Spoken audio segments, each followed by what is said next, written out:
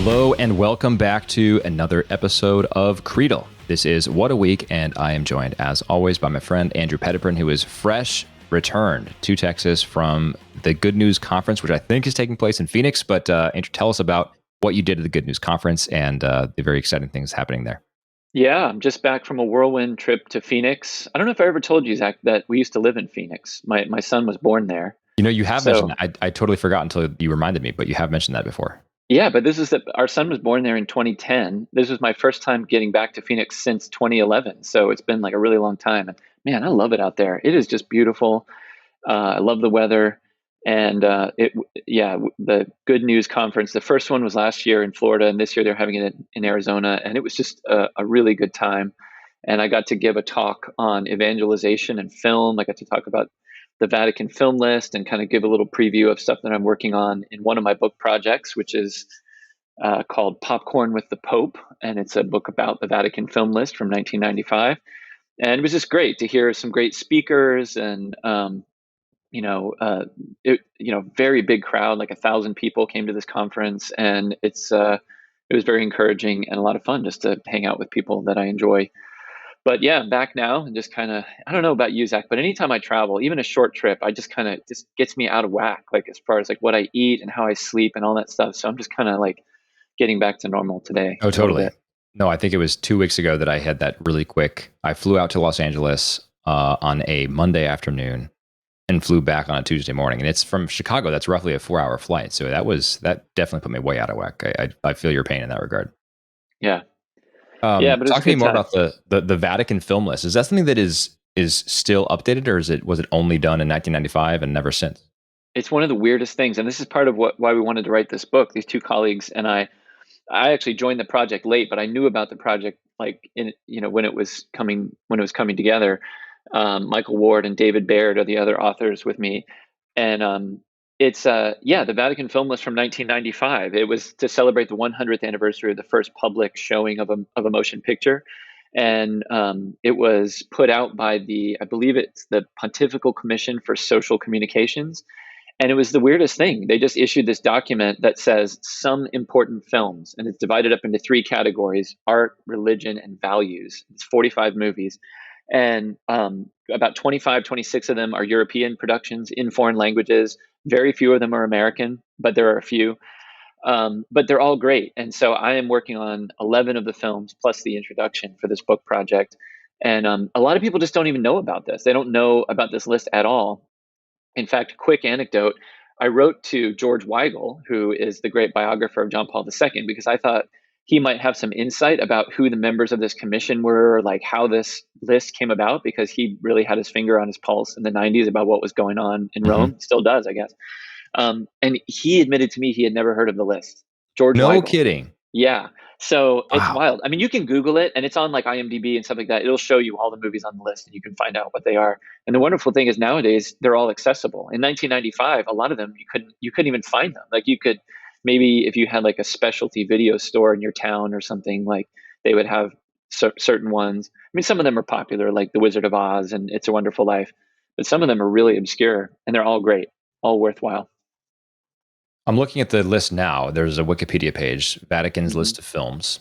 Yep. There's a very short description before the list. It says, in 1995, on the occasion of the 100th anniversary of cinema, the Vatican compiled a list of 45, quote, great films. And as you said, divided into three categories: religion, values, and art. So let me just read a little bit of a sample here. Religion, The Mission, The Passion of Joan of Arc, Therese, A Man for All Seasons, Ben-Hur, Andrei Rublev, Babette's Feast. There's a bunch more.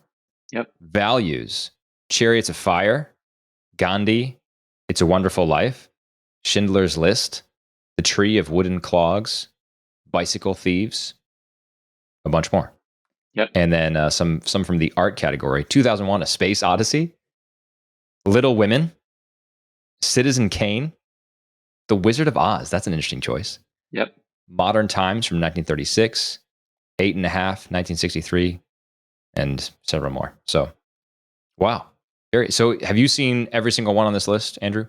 I have to admit, I have not seen. There are three or four of them that I have not seen because they're just ones I hadn't already seen, and they weren't ones that were assigned to me to write about for the book.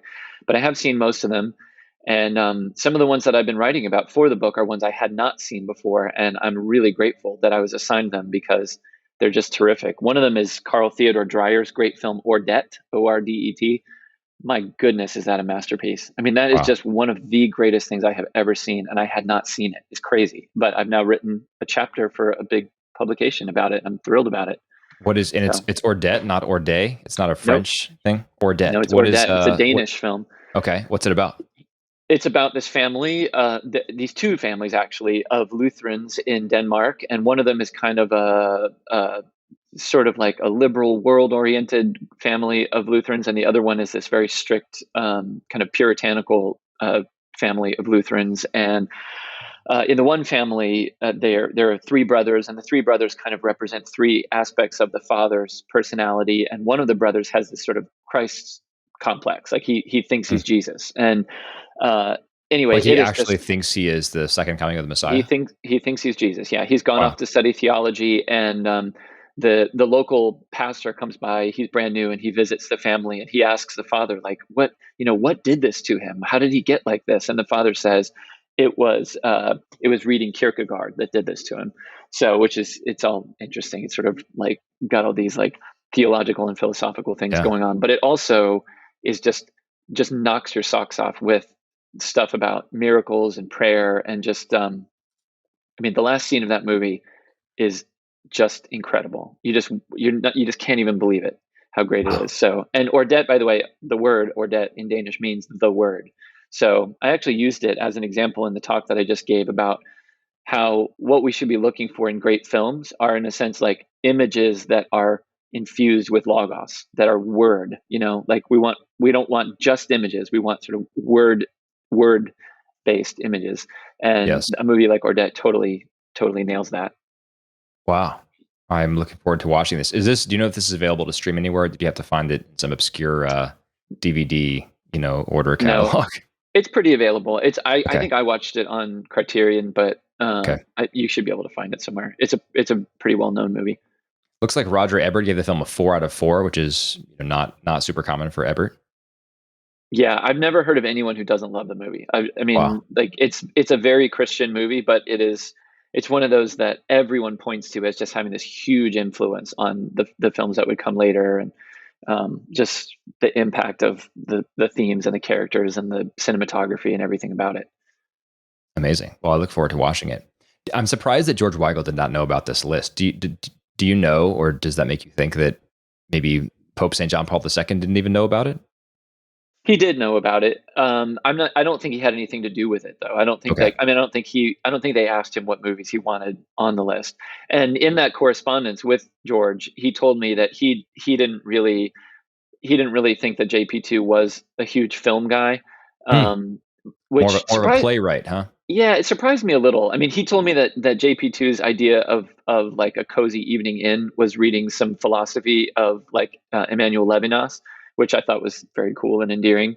But I also it surprised me a little just because one, Poland is a great cinematic country. I mean, they have a great tradition of great cinema, and Mm-hmm. also JP2 was a playwright and an artist and involved in so.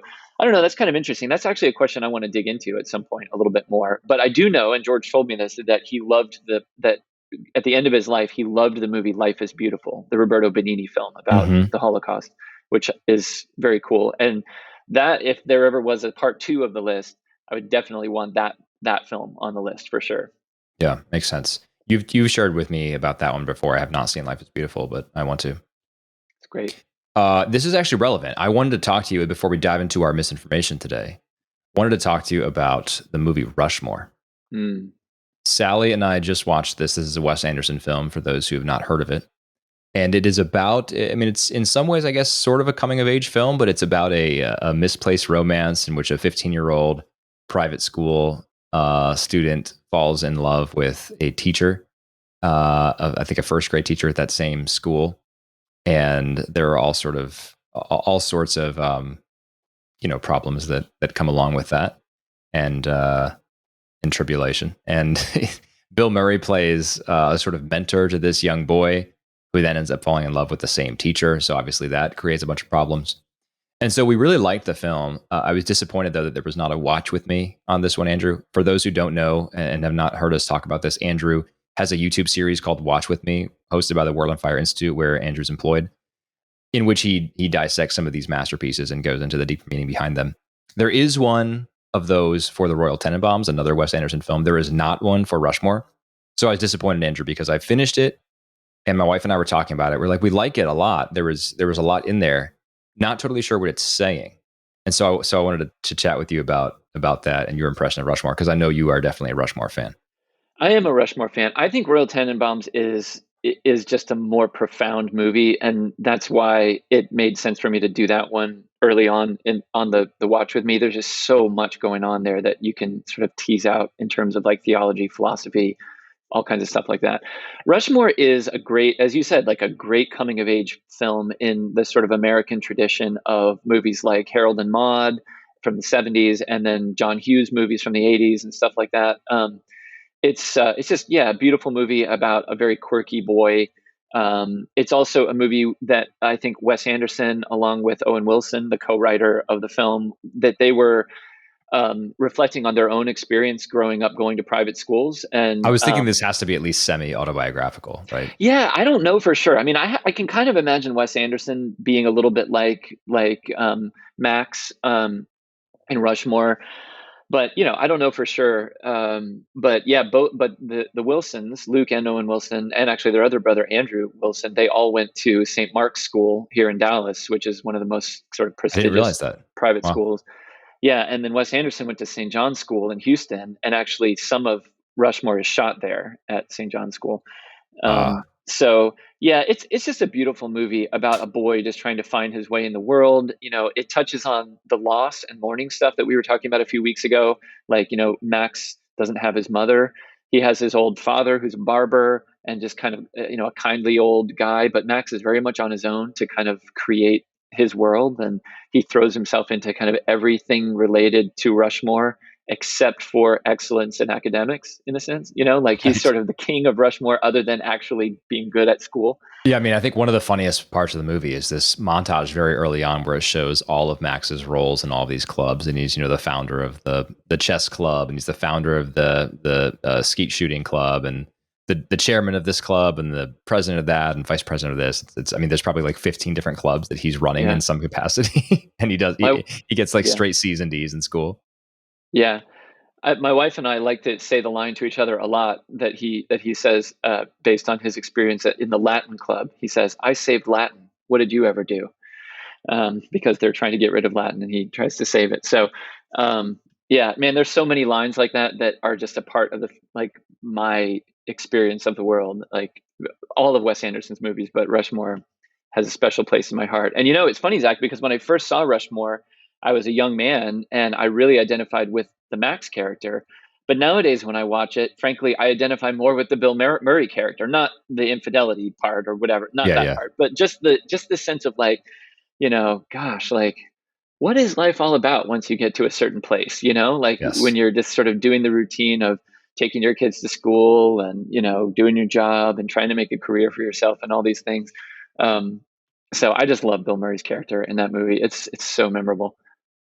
Yeah, now that you mention it, I wonder if there is a way in which sort of Wes Anderson positions those two characters and Owen, who wrote the screenplay with Wes, as sort of mirror images of each other. Like and you can tell that because they both have this attraction to Miss Cross, the teacher. But Max is the young, naive, super idealistic go-getter. The world is his oyster. And Bill Murray is a very wealthy man who sort of made the world his oyster for so long, but now is at the end of that, having achieved everything that he set out to do. And he looks around and the things that actually matter, like his family around him, are crumbling. He has no relationship to speak of with his sons. His marriage is falling apart, etc. So maybe there is something to that I hadn't even picked up on until you just said that, Andrew. But I like that interpretation. Yeah, and they're fascinated with each other too. Yes. There's at one point I think Bill Murray's character says like, um, what is it? He says something like, "What makes you tick, Max?" or something like that. Like he's just sort of like he's just really fascinated with him, and likewise Max with Bill Murray's character. Yeah. Um, it's a wonderful movie. That last scene, when they dance to "Ooh La La" at the school dance. It's just a kind of beautiful, Yeah. beautiful coming of age movie ending. It's so memorable. Love it. Yeah. I thought it was very good. So I will, I mean, spoiling this, but I'll make that my recommendation for the week because that was the first time I'd seen Rushmore and I thought it was really good. So I'm glad that you could talk me through some of those things, Andrew. And if you're making season 2 of Watch With Me, I definitely nominate Rushmore to be included in the mix. It was very good. I may. We'll see. I'm glad you like it. Yeah. Anything else we should talk about before we dive into misinformation for this week? I am ready with my selections for the week for you, if you're ready. I am ready. Let's go. Okay. All right, here we go with number 1, misinformation. From the Financial Times, if true. In a new twist, art vandals protest and nobody notices. It continues. At the Tate Modern Gallery in London on Saturday, 2 men in double-breasted suits protesting the ousting of former Prime Minister Liz Truss pulled apart the exhibition My Bed by award-winning avant-garde artist Tracy Emin. Joseph Reese Williamson and Richard Grantham pulled off the sheets and gathered all the nearby paraphernalia making up the exhibit, then walked out with them shouting, "Bring back Liz and don't let the global bankers take over the Tories." So, in a new twist, art vandals protest and nobody notices. I have to say I'm skeptical because I don't know if anyone would protest Liz Truss's resignation. This is interesting, but we'll see. I'll reserve judgment till the final 2. Yeah. Okay. So that's the first one. Nobody noticed that particular act of vandalism in an art museum. Okay. Number 2. Well, this does, of course. I mean, that part's actually believable because so much of what passes for art in art museums today is not actually that. It's just, as we've talked about before, it's just kitsch with no real vision, no real creativity. So that part to me is believable. But yeah, we'll see. Okay, we'll see. All right. Number 2 from Fox News, if true. Model Heidi Klum unrecognizable in elaborate giant worm costume at her New York City Halloween bash. It continues. Heidi Klum revealed her highly anticipated Halloween costume on Monday night, shocking and terrifying Instagram users as a realistic-looking gigantic worm. The former model, who throws extravagant Halloween bashes every year, is known for her love of epic costumes. She held her 21st annual Halloween party on New York City's Lower East Side. Okay. This is like an earthworm, a tapeworm, a ringworm. What kind of worm are we talking about here? If true, we're talking about a giant worm, like a giant like a night crawler. Worm. Yeah, like a giant night crawler. Okay. Yeah. So Heidi Klum dressed like a worm, maybe. All right, and last one, if true, from the New York Post. The spookiest medical conditions explained. This article describes 3 spooky medical conditions just in time for Halloween. The first one is called Walking Dead Syndrome, also called Cotard Syndrome, where patients believe that they have lost organs, blood, or body parts, or that they have lost their soul, or that they are dead. The second syndrome is called Alice in Wonderland Syndrome, where people are unable to judge the correct size of their body parts. And the third one is called Foreign Accent Syndrome, a speech disorder that causes a sudden change in spoken words, causing the sufferer to be perceived as speaking with a foreign accent, according to the University of Texas at the Collier Center in Dallas. So 3 spooky medical conditions: Walking Dead Syndrome, Alice in Wonderland Syndrome, and Foreign Accent Syndrome. Those are your 3 choices. Zach, what do you think? All right. I think the Heidi Klum worm story is true. That is I'm going to eliminate the easy one off the bat. I think that is true. It is true. Yes. Okay. Good job. I thought that one was pretty easy to get, but I wanted to share that one because it just popped up on something. I was looking for weird news stories, and my goodness, did you see the picture? Yes, our listeners really need to see this picture. It really is astonishing. I love it. She has quite a history of doing this. Every year she throws this party, and her costumes are always incredible. I mean, they're I'm looking this up right now. Heidi Klum worm costume. Check it out. You're not going to believe it. I mean, it's something like out of a movie. What? Yeah, you see it? Yes. It's just her face. Goodness. Like she is a giant worm on the ground. Yeah. Amazing. What? That's pretty gross, actually. It really is. It really is disturbing. Oh my goodness. I hope our listeners go check it out. There's no way. I mean, if you were to say who is that, first of all, I don't really know what Heidi Klum looks like, but all you see is eyes and a mouth. Yep. Oh my goodness. And she's wearing, it looks like these like those colored contact lenses. So she has yellow eyes. This is really gross. It is so weird. And I mean, I don't understand how that would be enjoyable as part of a party. This is a Halloween party. I mean, she would want to get out of that quickly to actually enjoy herself with her guests, but Yes. I don't know. Maybe It looks not. like Maybe her that's husband part of dressed the up route. as a fisherman. So she's a fishing worm, presumably. Yeah. Wow. Yeah. Remarkable. Crazy. Okay. Well, there's that. Learn something new every day. Yep, that's true. Okay. So then I'm left with the last two. Okay. I'm leaning towards the first one being false, the last one being true. And here's why. I know the Walking Dead syndrome sounds a bit fake, but the other two I'm pretty sure are true because I've heard of Alice in Wonderland syndrome. I know that it is for sure true. And I've heard of the foreign language or the foreign accent syndrome. I think what's the medical term for that? Like the sort of disruption of speech, is it ataxia or something? But whatever it is, I've heard of stroke victims recovering and then having this foreign accent. I heard in particular about one American who woke up with a Cockney accent and was like, "What in the world? Where did you get your British Cockney accent?" And it was some syndrome relating to how her brain had been injured in the stroke. So I, again, had not heard of the Walking Dead syndrome, but having thought you've lost an organ or something, there's these like phantom limb syndromes, and there's a disorder where you, like a body dysmorphia thing, where you think you're missing a leg or you want to be missing a leg. So it's not too far removed from this Walking Dead syndrome. So my guess is that is true. Item number 3. And item number 1, yeah, I mean, it's believable, except for the fact that I really don't think that these people would be protesting a Liz Truss resignation. So I think that's my guess. Number 1 is false. Number 3 is true. How'd I do? You nailed it. You got it exactly right, Zach. Yeah, those 3 syndromes are real. And you're right about the last one, the foreign accent syndrome. It says here that FAS, foreign accent syndrome, is most often caused by brain damage due to a stroke or traumatic brain injury. Yeah. Okay. So what a wild thing. Super wild. Yeah, but all 3 of those things are true. Yeah, I just completely made up the first one about the protest.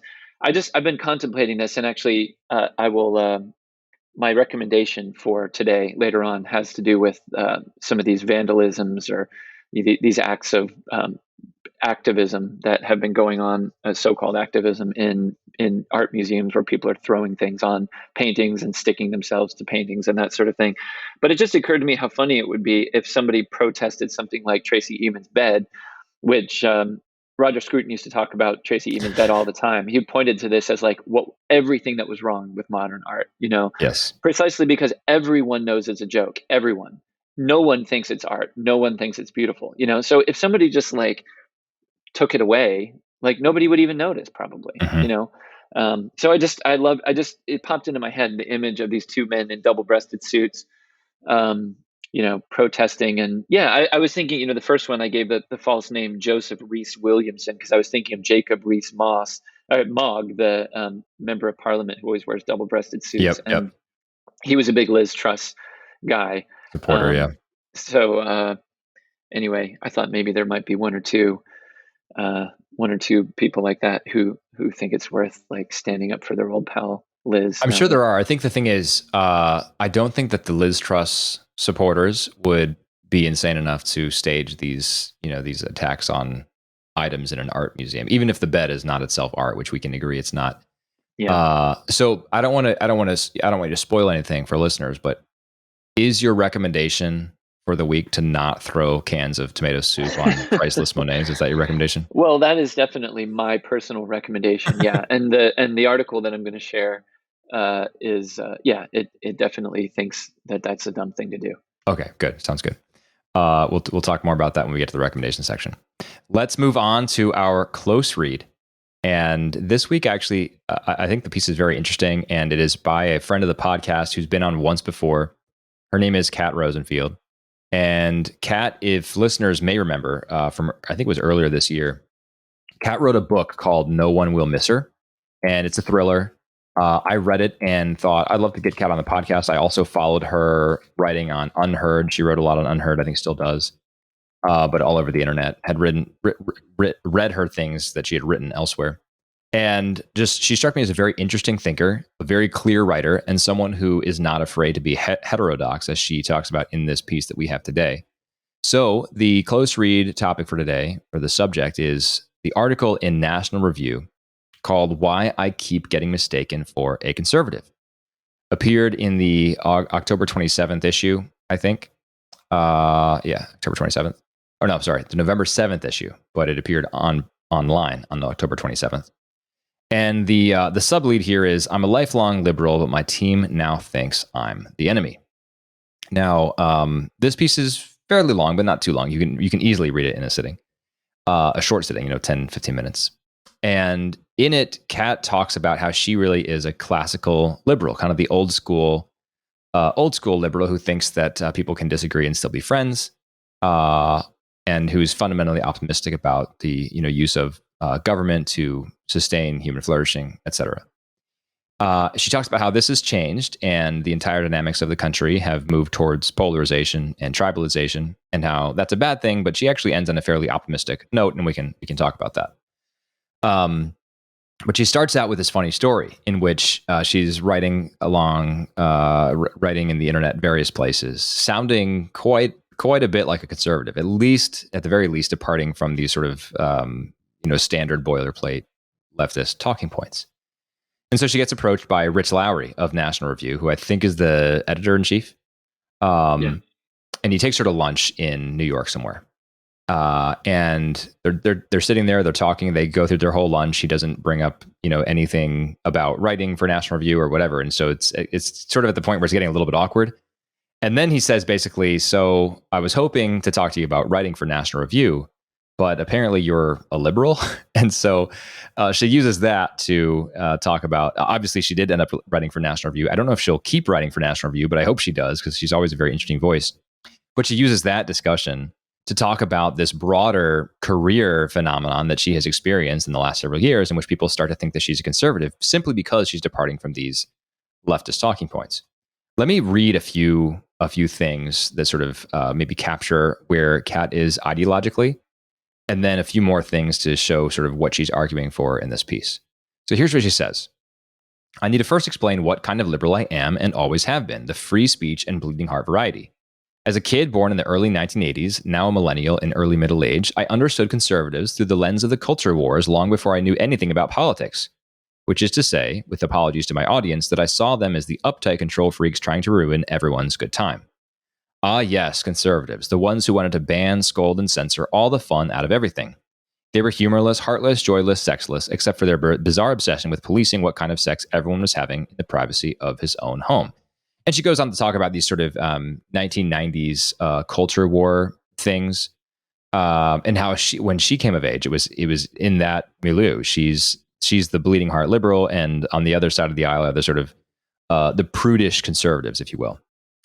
She talks about the satanic panic, for example, and talks about policing high school dances and things like that, and just how the conservatives were just a bunch of prudes. So she says, yes, I was a liberal, but I just wasn't the type of liberal for whom other people's politics were a deal breaker. And as an example, when I met my husband in 2006, it was more shocking. It was not shocking to me that he voted for Bush. That was fine with me. It was really shocking that he was a Red Sox fan. That was potentially a deal breaker, but not quite, because she ended up marrying him. But as a sort of cheeky example of how the politics didn't really matter to her, that's what he talks about.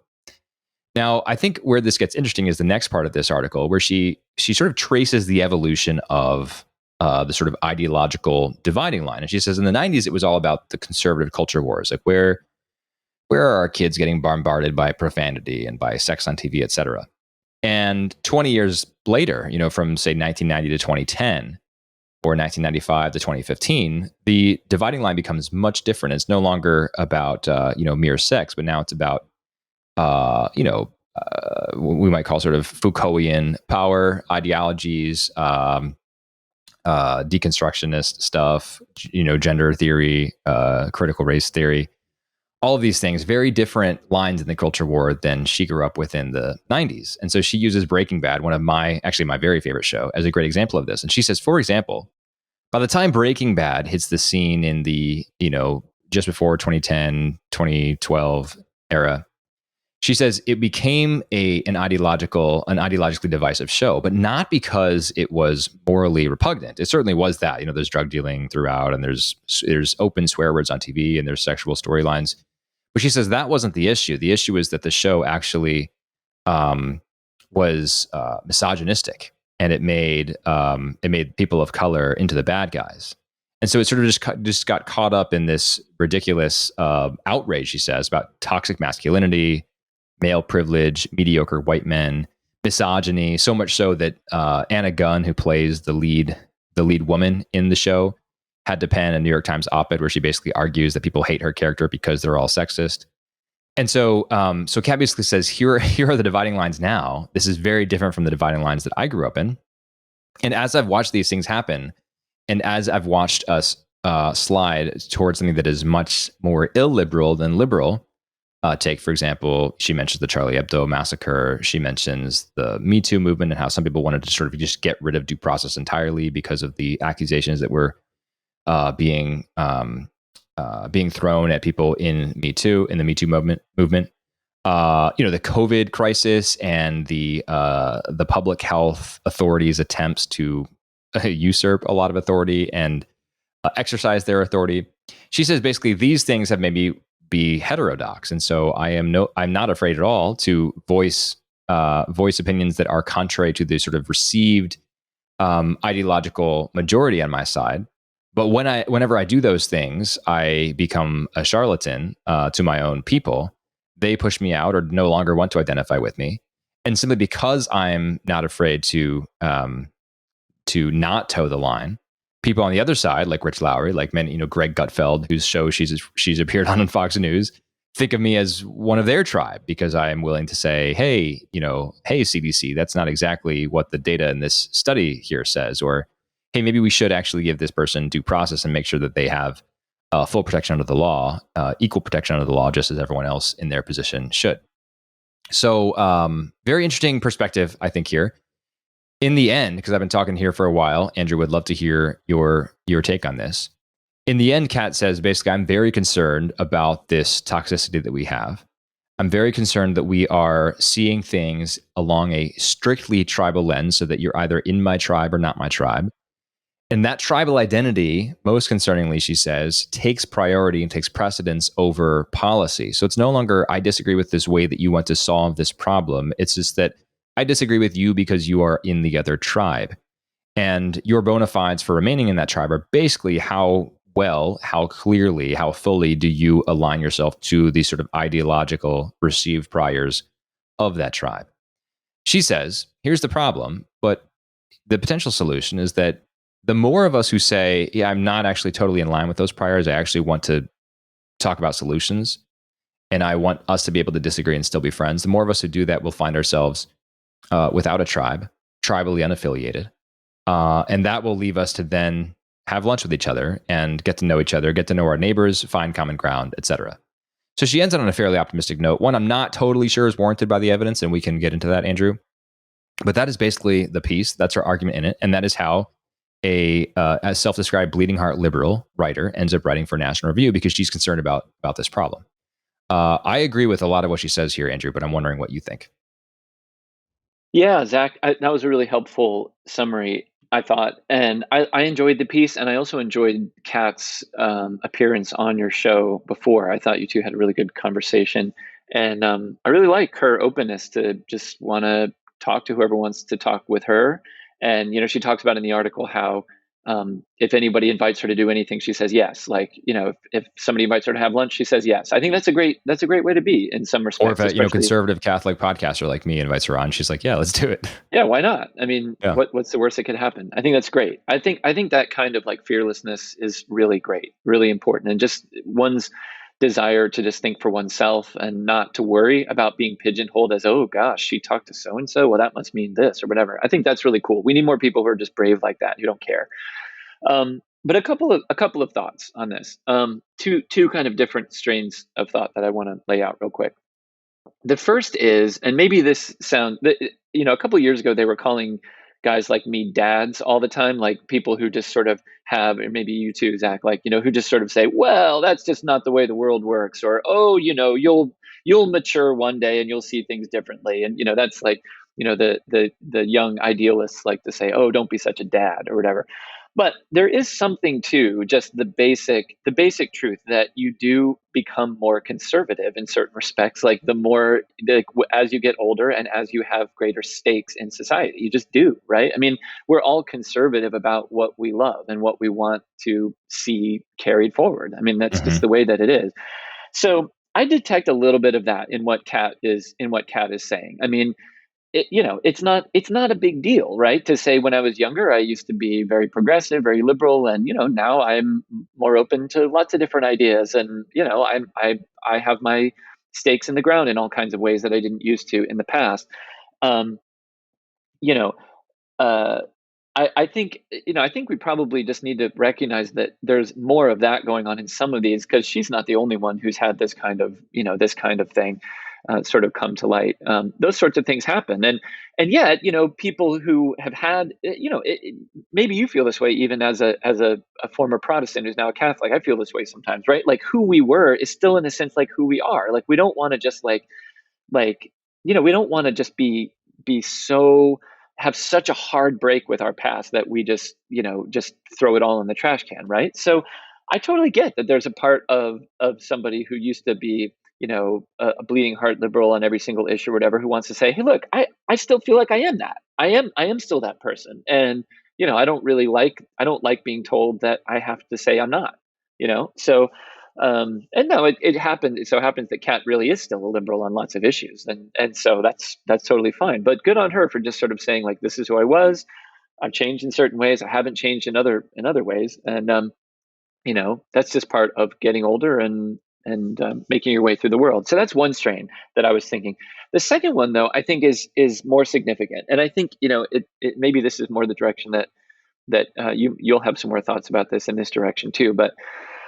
This whole idea of like that liberals used to be one thing and are now something else is very significant to me. I certainly remember growing up in the '90s. It seemed to me that being a liberal, being a progressive person, was about freedom. It was about not wanting to be told what to do. It was about wanting, essentially to just sort of, do your thing. It wasn't necessarily like libertarianism per se, but I mean, Yes. certainly with a lot of issues, it was a kind of freedom to express oneself, to explore, to all that kind of thing. It was exactly not being doctrinaire about, you have to go this way, you have to go that way, or something, which Right. seems to Right. be more or less the way that seems, you use the words heterodox and orthodox, like that's the orthodoxy now, like on the left, and the right has a version of it too, to be sure.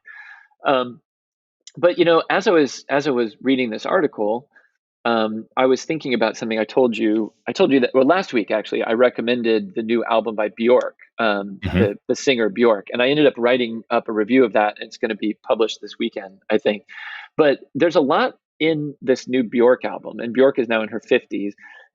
But she's somebody who was identified as a real avant-garde person. Certainly, nobody would have thought she was any kind of a conservative or anything like that. But her album is full of stuff that I identify as having a lot of that's definitely not towing the orthodox line of today's progressivism. And I Yeah. just want to share with you one line that I think relates to what Kat is talking about in her piece. Let me just find it in here. Sure. In one of her songs, um, let me just find it real quick. Yeah, in one of her songs called Atopos. I don't know what that means, but that's the name of the first song on the album. She says she's talking about this issue of um, being connected to people who are different from her. And she had actually said in an interview that she didn't believe in cancel culture per se, because especially with younger males, she thinks that and she's the mother of a son, and she says that Mm. young men have to have an opportunity to evolve and grow and learn. So she doesn't quite she endorsed Me Too, but she doesn't quite toe the line on kind of all of the stuff about canceling men and stuff like that. But then there's this song Atopos where she says this line. She says, "To name only the flaws are excuses not to connect. And then she continues, Mm. to insist on absolute justice at all times, it blocks connection. You know, which I thought that was a really cool line. To insist on absolute justice at all times, it blocks connection. You know, and I think this is something that Kat's getting at. Like, there's something more important about human relationships than figuring out up front what side somebody is on. Like, the personal is way more important than the sort of the tribal allegiance, or or the kind of party alliance. So anyway, those are some thoughts that I had. You know, both the kind of, well, you grow up and you do get a little more conservative, and then also like maybe there's this kind of old, like kind of slightly older fashioned way of being a liberal that is now, funnily enough, seeming very conservative. Yeah, I think that's right. I have to say, when I read this piece, I definitely, a lot of it resonates with Kat, because she sort of came to a lot of what Kat says resonates with me, because she came to political consciousness in the 1990s, when we were in the midst of this culture war, as you just said, ideological purity tests and all of that. And so to her, the conservatives were the bad guys, but not, they weren't evil. They were just prudes, right? They were the people who wanted to chaperone the high school thing and make sure they police what their kids were listening to and all that stuff. I think those are good things, by the way. I'd be one of the conservative prudes if 1995 Kat Rosenfield was evaluating me. But as someone growing up in a conservative household in the 1990s, to me, the Democrats were the bad guys, and the Democrats were these sort of like, avant-garde sort of social experimenteers who were sort of the love wins types, and wanted free love, and were open to recreational rampant drug abuse, and had visions of a great society that involved lots of government spending and heavy taxation on American households, so that they couldn't spend money on what they want to spend money on. And those are certainly dividing lines, as Kat points out. But those are dividing lines over policy. So the questions there are, hey, what should the government's role in marriage be? How much should your marginal tax rate for your family be? How much of a heavy hand should government have in preventing obscenity, period, in society? How much of a heavy hand should they have in promoting virtue within your child's classroom? Those are all policy questions. Those aren't questions that are sort of foundational to human identity, human existence, to the very essence of what we value as a thriving economy, as a thriving democratic republic.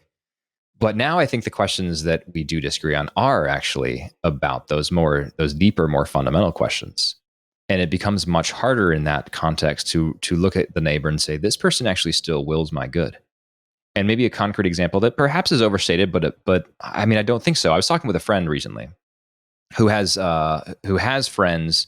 So these are then friends of my friend, who are teachers in Southern California public school districts. And my friend tells me that her friends are really having a hard time because they are now participating in a system, and they're seeing it happen where children in their school district are receiving gender transition hormones. What's the gender affirming hormones, I guess, is the new sort of the new speak for this. And they're doing so. The school district is administering these, but the teachers are not allowed to tell the parents that this is happening, because the children have not given their permission, despite having obviously underdeveloped frontal lobes. The children have not given their permission to the school district officials to notify the parents.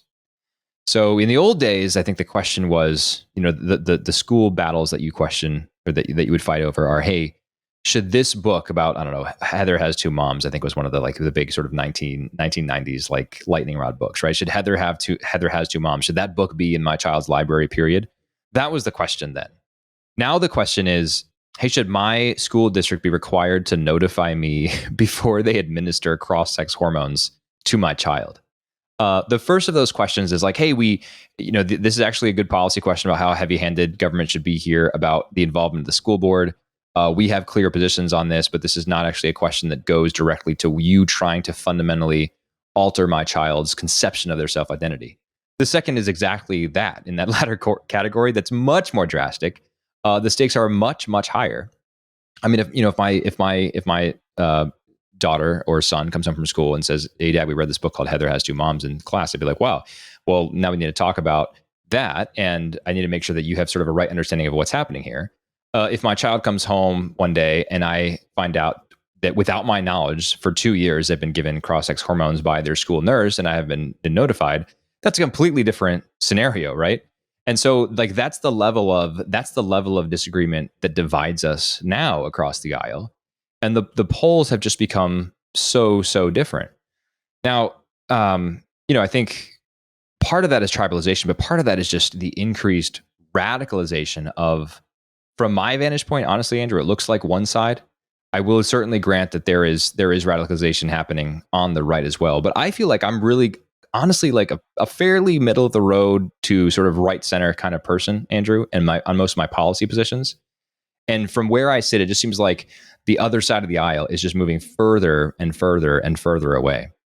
Now there are exceptions, and those people are people like Kat Rosenfield, who's like, Kat Rosenfield is sort of who I think of as one of the good liberals, and that's why I can have her on my podcast, and we can have a really fair discussion about things.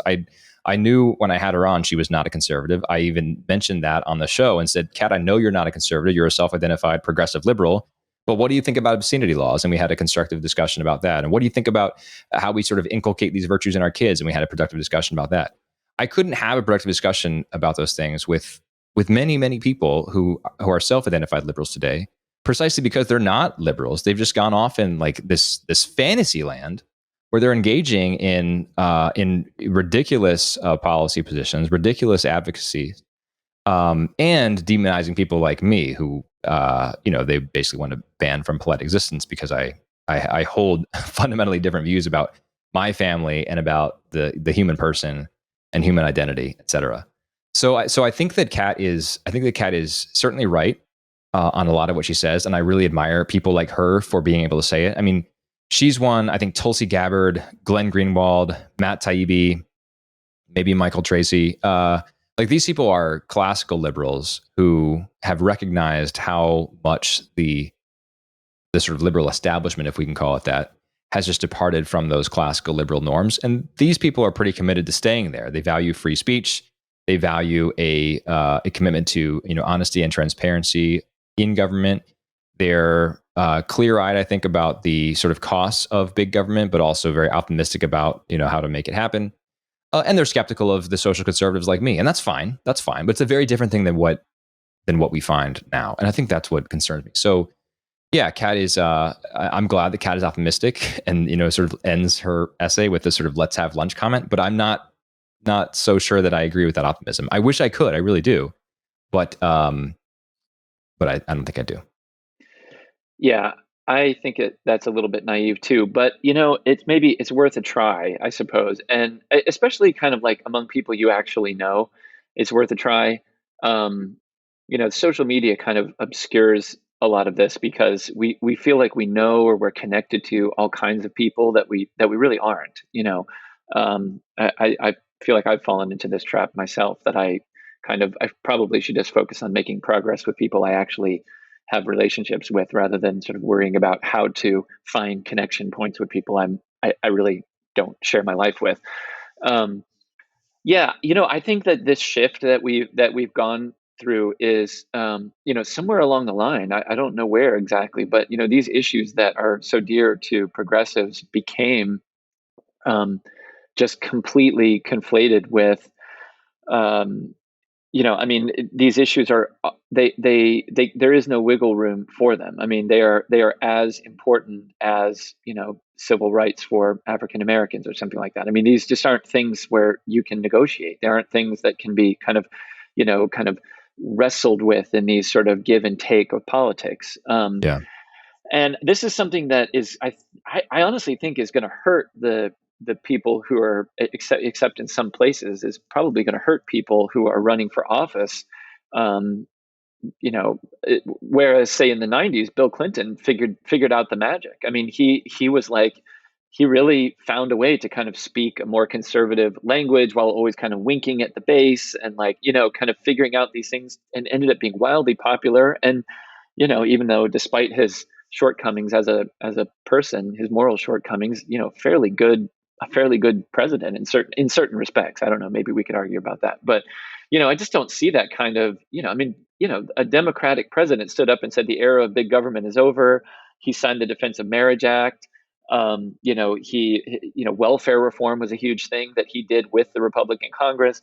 I don't see anything like that happening from a Democratic leader anymore. Right. And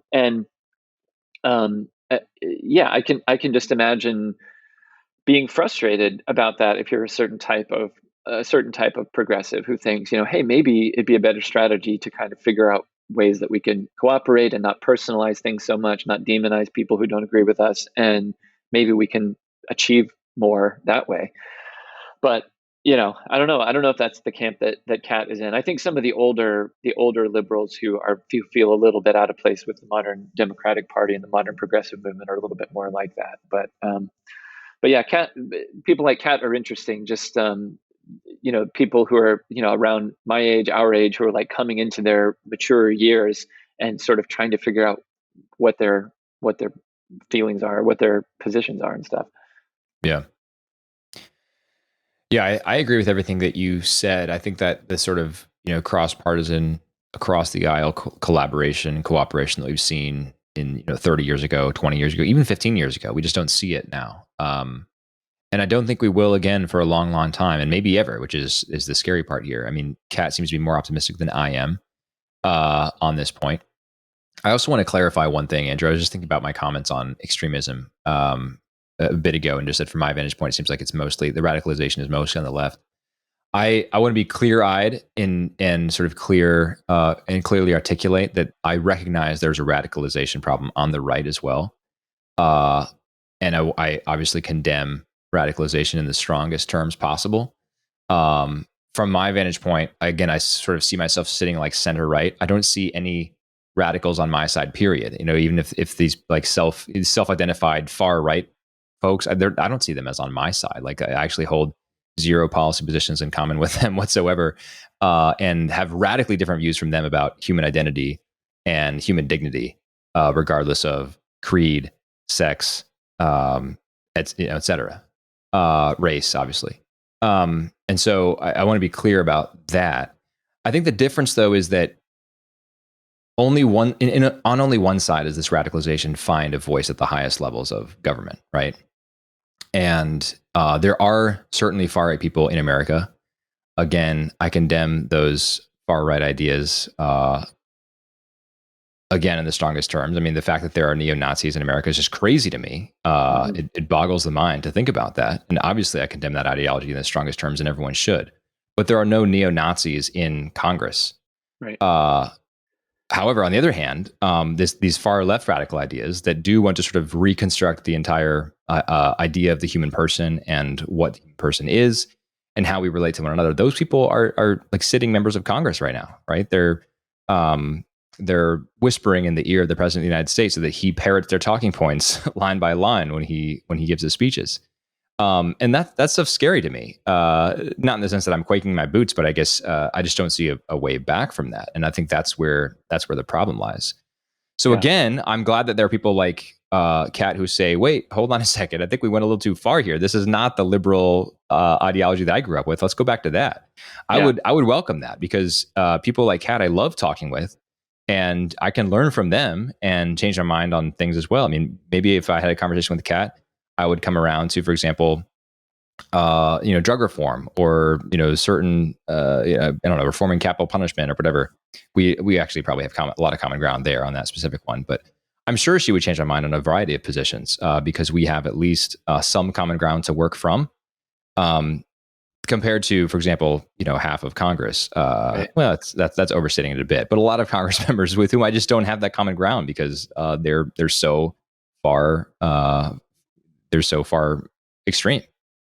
Yeah, and a lot of the things that there's one place in the article where she rattles off a few things where, I believe, this, and this. And honestly, I don't really think there was anything in that list other than maybe LGBTQ kind of Yeah. advocacy stuff, that there wasn't really anything in her list that I think wouldn't find a place in kind of the more populist movement of the Republican Party or of the right nowadays. Yes, that's Which exactly is right. which is one more point that I wanted to make that I forgot to make before, that I don't think Kat is like this, but I personally know people who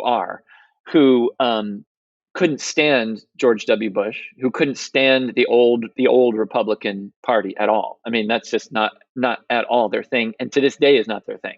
I mean, Yep. they're like, heck no, I would never have voted for George W. Bush. That guy, that whole the neocon stuff, the tax cuts for the rich and blah. I'm not I interested in agree any of with that. those things, by the way. I agree with the Right, liberal right. critique of those positions. I Yeah, can't stand the exactly. neocons. But there are people like this who like would consider themselves that they were liberals because back in that Yeah. in that era they wanted nothing to do with any of that. But you know Right. what? Things have kind of flipped around, and now they're like Trump voters. I mean, Yeah. I know people like this, right? Very, Yep. very, very much so.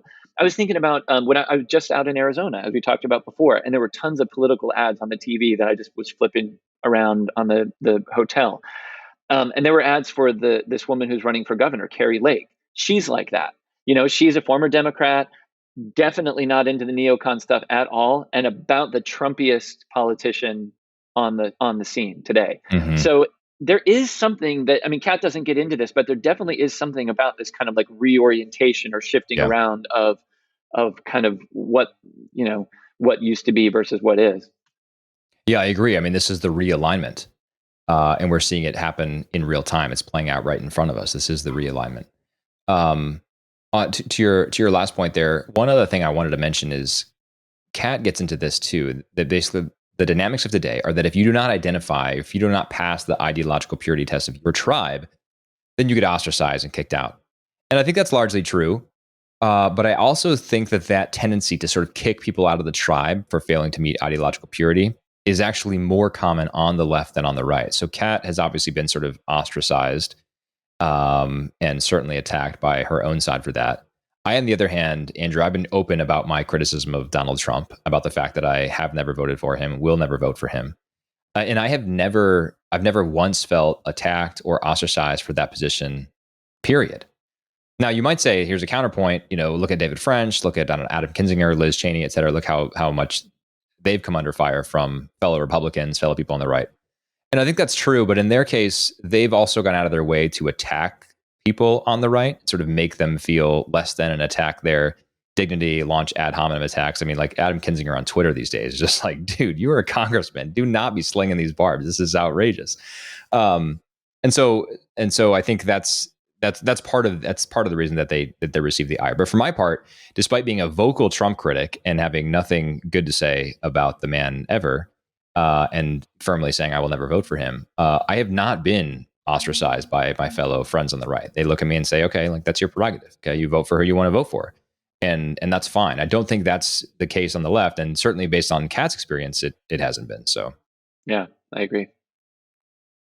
anything else we should mention about this piece? I do encourage people to read it. It's called, again, Why I Keep Getting Mistaken for a Conservative. It's in National Review, and again, I hope Kat keeps writing for National Review because I love reading her stuff. But I will include a link to this in the show notes. Did we miss anything here, Andrew? No, I think we got it all. I think I would second what you said. People really ought to go and read it. It's very, very, very readable and kind of very human. I really enjoy that kind of. It's almost like a testimony. I like that. Yeah, it is a personal, personal testimony. That's a good way of describing it. Cool. Well, as we sit here, I mean, this is maybe one of the most sort of nakedly political discussions that we have done yet, Francis. Sorry, my son's making noise on this side of the door. One of the most political discussions we've done yet, Andrew. Sorry, lots of noise outside my door here. But we're sitting here. We've got 1 week. We're recording this on Tuesday the 1st. We've got 1 week until the election. So by the time we record next week, we'll probably have a lot to talk about. And prayers for the United States as she heads to the polls.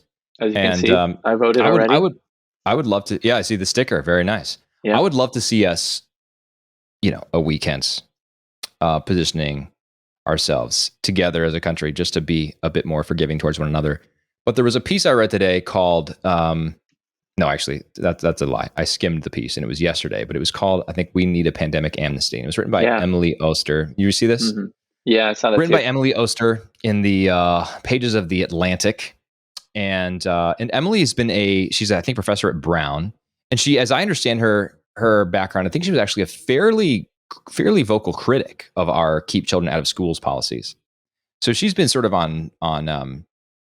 she's been, I think, from a reasonable, has had a reasonable vantage point on this issue, but recognizes that there were people who maybe didn't have the full information they needed, et cetera. And so she's saying we need to forgive each other for the foolish mistakes that we made during the era of the pandemic. That's fine as far as it goes. And those are Christian, the Christian principle of forgiveness obviously should be front and center of us all the time, Andrew. But there's a difference between forgiving and repeating the same mistakes, or letting the same people who made those mistakes remain in position to make those mistakes. So I'm all in favor of forgiveness and saying, hey, we made mistakes during COVID. Let's forgive one another. All in favor of that. I am not in favor of not having accountability for elected leaders or unelected leaders who put us in those positions and made those disastrous decisions. With elderly loved ones dying alone because you couldn't go visit them in their nursing home or in their hospital, with children kept out of school, facing, as the New York Times now recognizes, over 2 years of learning loss because of the pandemic and because of teachers unions, especially the AFT led by Randy Weingarten, who was so opposed to any measure that would allow children to return to schools. So those types of things are just disastrous decisions that we should hold people accountable for. That doesn't mean that we can't forgive them. You can forgive someone while giving them a consequence for their actions, and that's exactly what should happen in this case. And the consequence should obviously include due process, and it should follow the procedures that we have. It should be based on elections. It should be based on administrative removal from positions of power, if that be appropriate, et cetera. But there should be accountability for these things because they're disastrous. So it was just very rich irony because Emily Oster tweeted her piece and said, this is a piece I wrote in The Atlantic. And Randy Weingarten, the head of the American Teachers Federation, who's been in Ukraine, assessing the situation with border strikes in Ukraine, she retweeted and said, I agree with this. And of course you do, Randy, naturally, because you're the one who made all the ridiculous decisions and you do not want to be held accountable for them. So that's my brief comment on that. But should we go to recommendations, Andrew? Do you have anything to add? Just really quick. There's an article in the American Conservative today or yesterday by Sohrab Ahmari, kind of disagreeing with Oster's idea that we ought to have an amnesty. Which I thought was pretty good. I didn't read it super closely, but I thought he made some pretty good points in there. So that might be something worth looking at. Yeah, I will read it. I will say one word of caution. I mean, I haven't read it, so I'm not saying this applies to this article. And you said you at least read part of it, Andrew. Mm-hmm. I worry that people like Sohrab Ahmari, and in fact, Sohrab Ahmari himself sometimes, border on the sort of trolling and vindictive side of things. And I don't think that that's ever where we should find ourselves on policy debates. So in advocating for accountability, I really want to emphasize this should be due process accountability. I'm not looking for unwoke Twitter mobs to go cancel people and make them feel like terrible human beings. I want, people like Randy Weingarten elected out of their leadership positions. I want people like Anthony Fauci removed from his leadership position by the administrative powers that be. I don't want, more beyond that. I don't want these people shunned from polite society, et cetera, et cetera. I'm not about being vindictive. I just want a good, well-functioning government that promotes human flourishing and makes good decisions. And I don't think that's too much to ask for. I totally agree. Just really quickly, I think Sohrab's main concern is the media kind of forgiving itself, and not, in a sense, correcting the record, which is something that I think that is a strong point. We don't want a memory hole. 2 years of sometimes very, bizarre, if not cruel, kind of reporting, frankly, of people whose opinions weren't exactly in line with what was the received position that day. And something that Sohrab talks about is one of the biggest issues is it was people who sort of said things too early that got pushed out. And then things get reconsidered, and then they never go back and say, actually, we canceled this person who said the exact same thing that we're now saying is probably a better way to look at the situation. Right. And so I agree with Sohrab in that respect. Like, correcting the record is an important thing to do. Well, like the lab leak theory, right? Yeah, right. There's this. Yeah, I mean, late 2020, if you were pushing the lab leak theory, you were a conspiracy theorist. Tom Cotton was one of these very prominent figures early on. Yeah, he talks about who was who was saying, "Hey, look, I'm on these Senate committees. I have access to info that you don't. I think this was a lab leak, and I think we need to talk about this." And the New York Times and NPR and the Atlantic, wow, Tom Cotton, the conspiracy theorist, what a crazy guy. This is the Republican Party. This is today's right. Look at all these fringe lunatics out here. There's in the last week and a half, a Vanity Fair / ProPublica piece. They teamed up and did this very deep dive investigation that is entirely comprehensive. Again, ProPublica and Vanity Fair, these are not right-wing publications whatsoever. And they say, oh boy, yeah, it was probably a lab leak. So that's also a thing that you should look into. But I mean, yeah, you're right, Andrew. The media ridiculed these people like this for so long. And it looked like they were right. It looks like they were right all along. Yeah. So yeah, I think we definitely need to have a reckoning there as well, and some self-reflection, some serious self-reflection from our various figures in the media. Cool. Well, let's move on to recommendations. I will give you a different recommendation today. I mentioned Rushmore, but I've got one more. But Andrew, why don't you first talk about yours, and then I will circle back with mine. Okay, mine, Zach, is by our mutual friend Casey Chalk. Thank you for connecting me to him. I enjoy his writing, and I'm enjoying getting to know him as a person. And he wrote an article yesterday in the American Conservative called "Depraved Activism.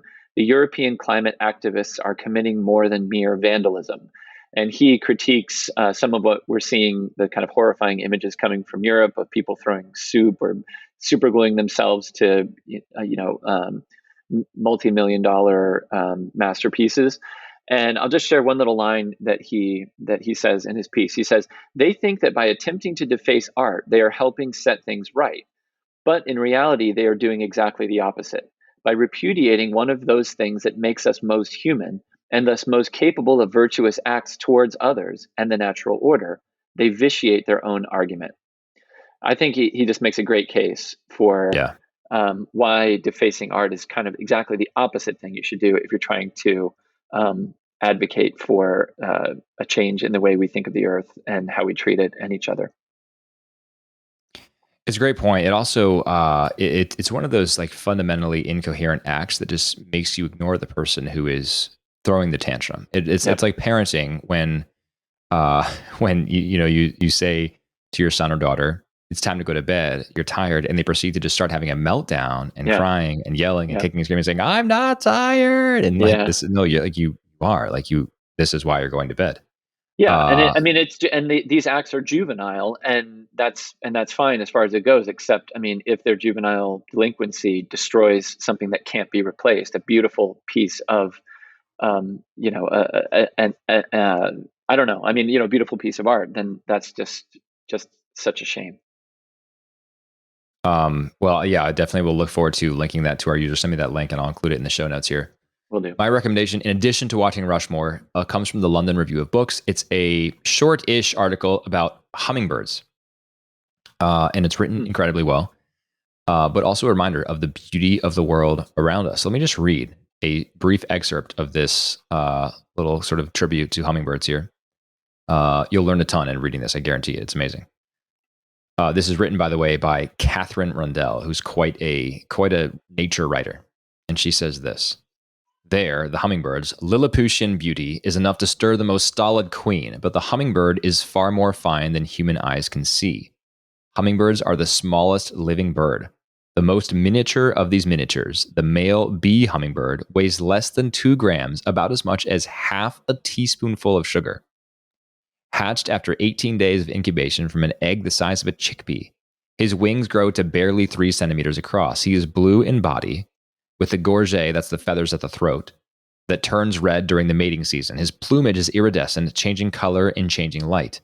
Many of the 361 known species of hummingbird have a similar iridescence, among them the male red-tailed comet with its long, forked golden red tail, and the wine-throated hummingbird with its hot pink bib, the hind feathers of which flare outwards from the neck like a cravat. They are a shining race, and they see one another more vividly than we do. The majority of birds have cones in their retina that allow them to perceive a spectrum of ultraviolet colors invisible to us. Hummingbirds see an ultraviolet yellow, for instance, which is as different from the yellow we see as green is from blue. A study from Yale earlier this year reported that the diversity of bird visible colors in hummingbird plumages exceeds the known diversity of colors found in the plumages of all other bird species combined. There is no bird species in the world more colorful. Wow. That's amazing. Very cool.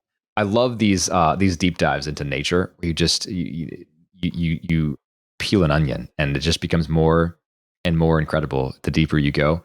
And that's kind of how this article is on hummingbirds. So I highly recommend this. I will include this in the show notes as well, and you can enjoy that sometime this week.